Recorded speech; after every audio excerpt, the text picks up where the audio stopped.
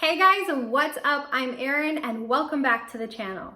Have you noticed that lately everything seems to be a little bit more expensive? I have certainly noticed price increases in this past year. This past summer, I actually bought a home. And of course, I saw all of those headlines about surging home prices and literally felt it as we negotiated, dealt with bidding wars, etc. But the increases in prices doesn't seem to simply be isolated to homes. Instead, it seems that everything is kind of increasing in prices lately. My husband and I just went out for burgers at a popular chain restaurant, so not some fancy, expensive establishment, or so we thought. But then our bill came for 2 burgers and a stack of onion rings, and it was $45. We just looked at each other and we were like, what just happened? This is insane. $45 at a fast casual restaurant. That makes no sense whatsoever, at least in my book. I am not used to paying those kind of prices at those type of restaurants. And that's what brings me to making this video. Inflation is happening. Put simply, inflation is a decrease in the purchasing power of your money, reflected in the general increases in prices of goods and services. We've been fairly lucky with inflation for much of our recent history. Inflation rates for the past 20 or 30 years have rarely ever gone above 3%, and the vast majority of the time, they've been well within that 1 to 2.5% range. For us as consumers, this can be a really great thing. It means that our purchasing power isn't eroding as quickly.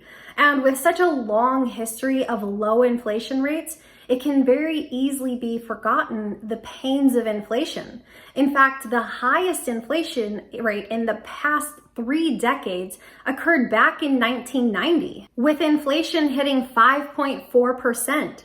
But looking even further back, you can see, or perhaps if you are old enough, you can remember the mid-70s and the early 80s, where inflation was actually double digits at times. There's no denying that we are currently being hit with higher inflation. Current estimates put our nation's average inflation rate somewhere between 4 and 5%.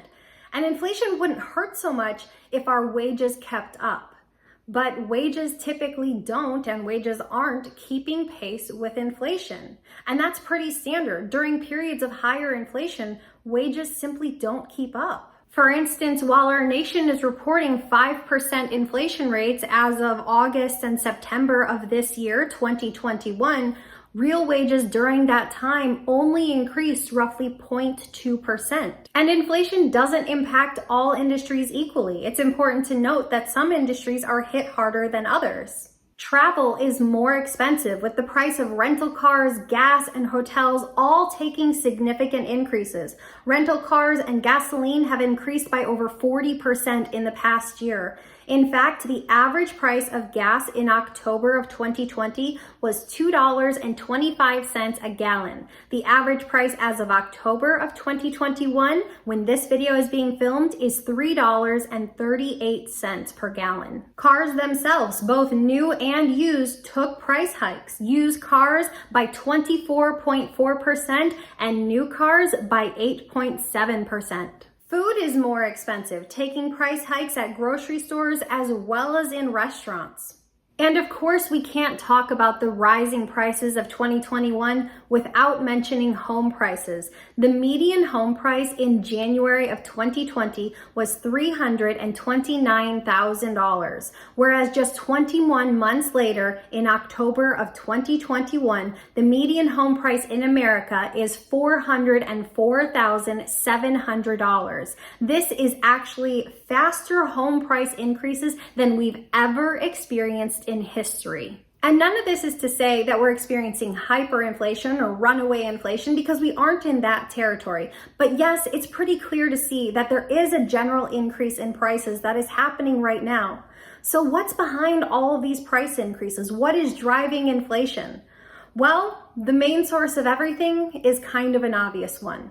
Back in 2020, we experienced a sort of global crisis of sorts, that's what we'll call it, and we're continuing to experience the ripple effects of that today. I can't actually name this event, but I do believe you guys probably know what I'm referring to, but according to the YouTube powers that be, if I say that word, I will lose monetization rights to this video, and I don't want to do that. So it's kind of become like the Lord Voldemort of Harry Potter. Namely, what happened is the vast majority of our country's workers were sent home where they hoarded toilet paper and watched Netflix. Obviously, this led to high unemployment, less workers, closed factories, less goods being put out into the economy, which led to supply chain shortages and bottlenecks. Things weren't operating smoothly. We saw this with lumber prices. With everyone stuck at home, it seemed like a great time to take on these home improvement projects. For example, maybe your wife has been asking you to build a new deck for the past 4 years,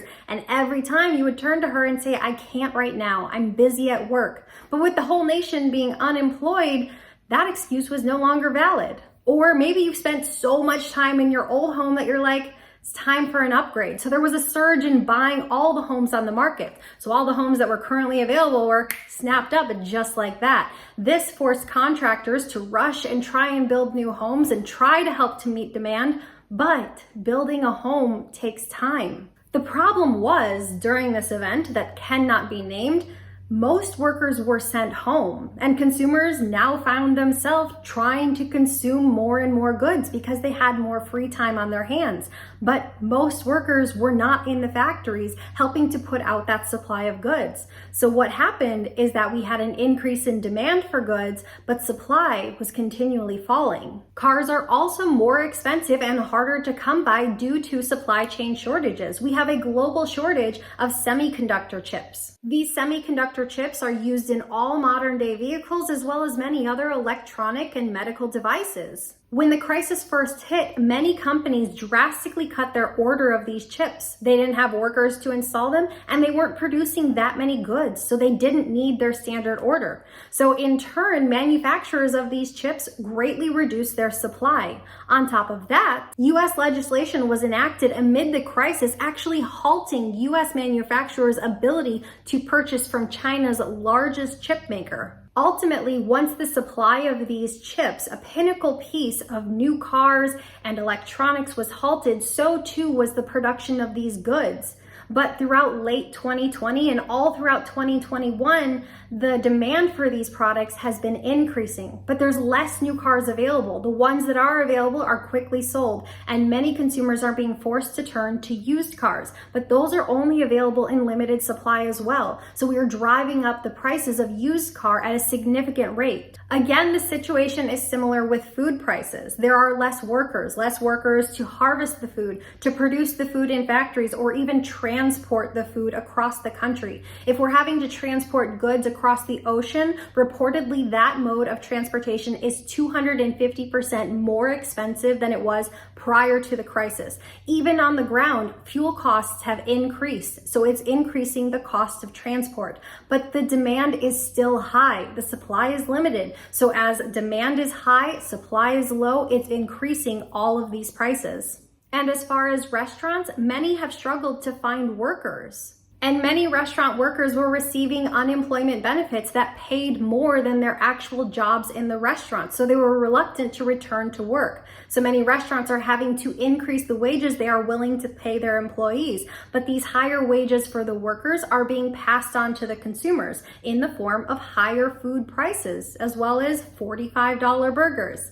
Yes, I am still not over that. It happened 2 weeks ago, but $45 is too much for 2 burgers and some onion rings. It's just too much. Even now, as many goods are back to being produced at a normal rate, we're still experiencing shortages as goods have found their way to American ports, but they're stuck. Another bottleneck. With a massive shortage in truck drivers across the US, much of these goods are stuck at our ports, and the next set of containers can't be unloaded until the shipyards can clear out some of their current inventory. So the real question is, how long will this last? But the short answer is no one really knows. Only time will tell. Our Federal Reserve Chairman, Jerome Powell, recently told Congress, I will say that these effects have been larger than we expected, and they may turn out to be more persistent than we've expected. With time, these bottlenecks will get straightened out. Workers will return to the workforce in full swing. The supply chains will return to their once smooth operations. But this is not a quick fix. This could last several months, a year, even longer. All of this has been kind of one big experiment. In the meantime, it's safe to expect rising costs. There are a select number of groups that do fear that we will encounter even higher inflation and for a sustained period of time, like our country did back in the 70s. But it's important to note that the Fed did enact some harsh legislation that helped to curtail this higher inflation, bringing it down, and drove our country into a recession in the early 80s. It's important to note that the Fed is very carefully watching our current inflation rates. And if things don't straighten out, the Fed has tools that they can use to help move things in the direction that they want, namely raising interest rates. And this is a very, very, very oversimplified statement, but the Fed raising interest rates will help to encourage consumers to spend less money and rather encourage them to save money because they can get a higher return on money that they invest or that they save. And this can help to reduce the demand for goods. Reducing the demand for goods can help bring down the prices of goods. Now, again, this is a very, very, very oversimplified version of what the Fed aims to do when they touch interest rates. So please take it with a very hefty grain of salt. The Fed has announced that they plan to increase interest rates in 2023, but they can always adjust this timetable. For now, it's safe to assume that your paycheck simply won't go as far. It might be a good time to look over your budget and see if there's some areas where you have some wiggle room. So what are your thoughts on the general increases in prices? What things have you noticed have gone up most in price? Let me know in the comments down below. As always, I read every single comment. I respond to as many as I possibly can. I post new videos every single week. If you got anything at all out of this one, please give it a like. If you are new here, please consider subscribing. Or if you know of anyone who might get something out of this type of content, please consider sharing. I hope you have a great week ahead, and I will see you soon. Bye.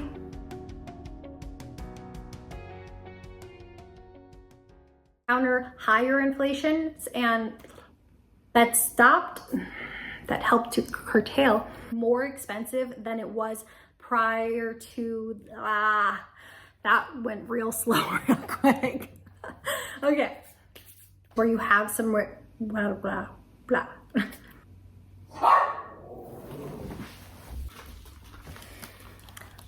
Okay, this is kind of embarrassing, but I did get a knock on the door while filming this video, and my husband had Uber Eats some food to me. I got a little coffee, and I've been dying to try these mini stuffed bagel bites because who doesn't love bagels?